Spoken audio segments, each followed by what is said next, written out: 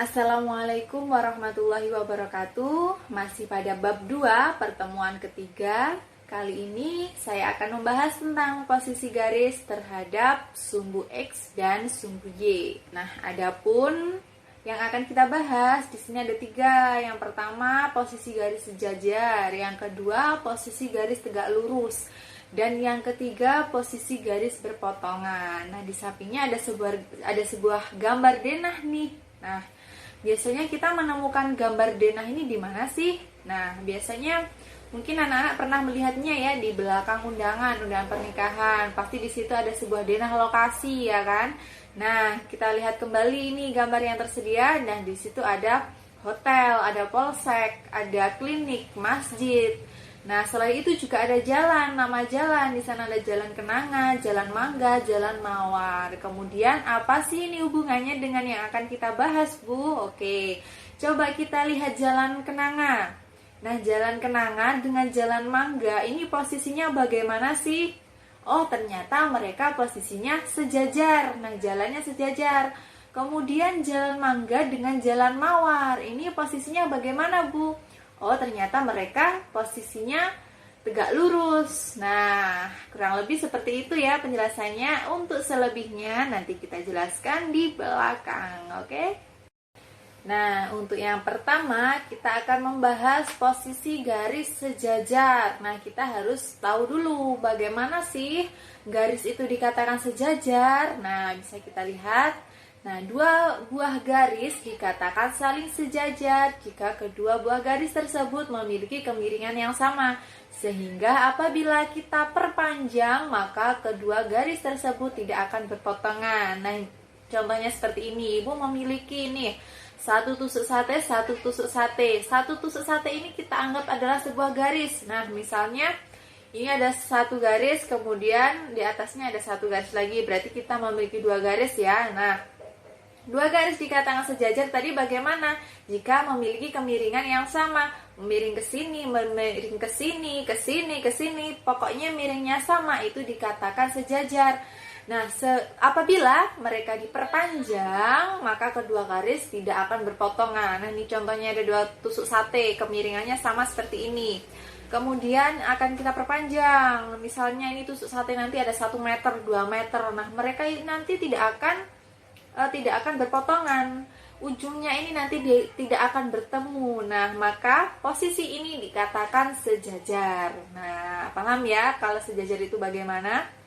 Kemudian ini kita lihat pada bidang kartesius. Nah, itu yang gambar pertama ada garis L1, L2, L3, L4.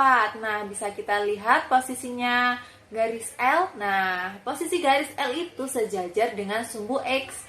Kenapa Bu kok sejajar dengan sumbu X? Nah, bisa kita lihat mereka posisinya sama dengan sumbu X, ya kan? Nah, maka bisa dikatakan garis L1, L2, L3, L4 mereka itu sejajar dengan sumbu X. Oke, di sampingnya lagi ada garis-garis warna hijau, garis M1, garis M2, garis M3, garis M4. Mereka sejajar dengan sumbu Y. Kenapa sejajar dengan sumbu Y, Bu? Karena posisi mereka sama dengan sumbu Y. Nah, itu kan posisinya sama dengan sumbu Y. Maka bisa dikatakan garis M1, M2, M3, M4 sejajar dengan sumbu Y. Paham ya di sini tentang posisi sejajar? Berikutnya yang kedua yaitu posisi garis tegak lurus.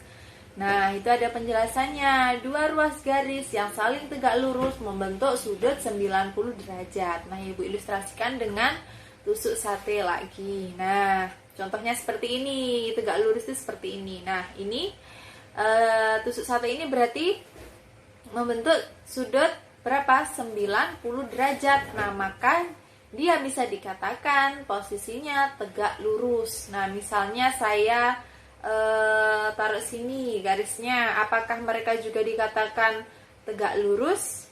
Iya, tegak lurus. Kenapa? Karena membentuk sudut 90 derajat nih. Yang atas 90 derajat, bawahnya lagi juga 90 derajat. Nah, paham ya? Oke, kita lihat gambar yang di sampingnya pada bidang koordinat kartesius. Nah, di situ ada garis L1, L2, L3, L4. Mereka ini posisinya bagaimana? Mereka posisinya tegak lurus dengan apa? Dengan sumbu Y. Kita lihat, yang pertama L1, garis L1. Nah, garis L1 itu tegak lurus dengan sumbu Y. Kenapa? Karena dia membentuk sudut 90 derajat, ya kan? Nah, bisa kita amati, kita lihat apakah benar? Oh iya, benar. Kemudian kita lihat lagi garis L2, apakah mereka tegak lurus? Oh iya, tegak lurus dengan sumbu Y. Begitupun dengan L3, L4. Mereka garis-garis yang tegak lurus dengan sumbu Y. Oke, kita lihat lagi gambar di sampingnya. Nah, ada garis M1, M2, M3, M4. Posisinya bagaimana mereka itu? Mereka posisinya adalah tegak lurus dengan sumbu apa? Sumbu X. Nah, mereka tegak lurus dengan sumbu X. Kita lihat garis M1-nya. Apakah membentuk sudut 90 derajat dengan sumbu X? Oh iya, benar. Dia membentuk sudut 90 derajat. Maka M1 itu dikatakan tegak lurus dengan sumbu X. Begitupun dengan M2, M3, M4. Nah, mereka itu garis-garis yang tegak lurus dengan sumbu X, ya, paham? Oke. Berikutnya yang ketiga yaitu posisi garis berpotongan. Nah, dua buah garis dikatakan saling berpotongan jika kedua buah garis tersebut saling memotong satu dengan yang lainnya. Kita contohkan lagi dengan tusuk sate lagi. Nih, bagaimana kalau garis berpotongan? Berarti saling memotong dengan satu yang sama lain. Nah, seperti ini, seperti ini, seperti ini. Nah, ini namanya garis yang berpotongan. Kemudian bagaimana kalau di bidang kartesius? Nah, kita lihat di sampingnya. Nah, itu ada garis N1, ada garis N2. Nah, garis N1 dan N2 mereka memotong sumbu X dan sumbu Y. Kenapa? Nah, bisa kita lihat gambarnya. Karena N1 dan N2 garisnya itu melewati sumbu X dan sumbu Y. Ya, paham ya? Berikutnya adalah contoh soal. Oke, diketahui titik A 3,2, B 3,6 dan C min 5,2. Yang pertama yang A, jika dibuat garis melalui titik A dan B, bagaimana kedudukan garis tersebut terhadap sumbu X dan sumbu Y? Oke, yang kedua, jika dibuat garis melalui titik A dan C, bagaimana kedudukan garis tersebut terhadap sumbu X dan sumbu Y? Yang ketiga, jika dibuat garis melalui titik B dan C, bagaimana kedudukan garis tersebut terhadap sumbu X dan sumbu Y? Oke, kita lihat langkah 1. Oke, langkah 1. Gambarlah bidang koordinat kartesius yang memuat 4 kuadran. Jadi, langkah yang pertama kita membuat bidang koordinat kartesius, ya. Ada sumbu X, ada sumbu Y. Kemudian langkah yang kedua, gambarlah titik A 3,2, titik B 3,6 dan C min 5,2 pada bidang koordinat kartesius. Nah, jadi kita menggambar titik-titik tersebut pada bidang kartesius. Kemudian langkah yang ketiga, buatlah garis melalui titik A dan B, melalui titik A dan C, dan melalui titik B dan C seperti gambar berikut. Nah, oke, gambarnya di next slide. Nah, ini gambarnya. Itu yang pertama tadi kan kita gambar titik A 3,2, titik B 3,6 dan titik C min 5,2. Nah, gambarnya seperti ini. Kita tarik tadi kita tarik garis A ke C, kemudian A ke B. Nah, kemudian kita tarik lagi garis C ke B. Oke, sekarang langkah 4-nya. Nah, dari gambar di samping itu tampak bahwa garis yang melalui titik A dan B tegak lurus dengan sumbu X dan sejajar sumbu Y. Mana titik A? Nah, kita lihat titik A dan titik B.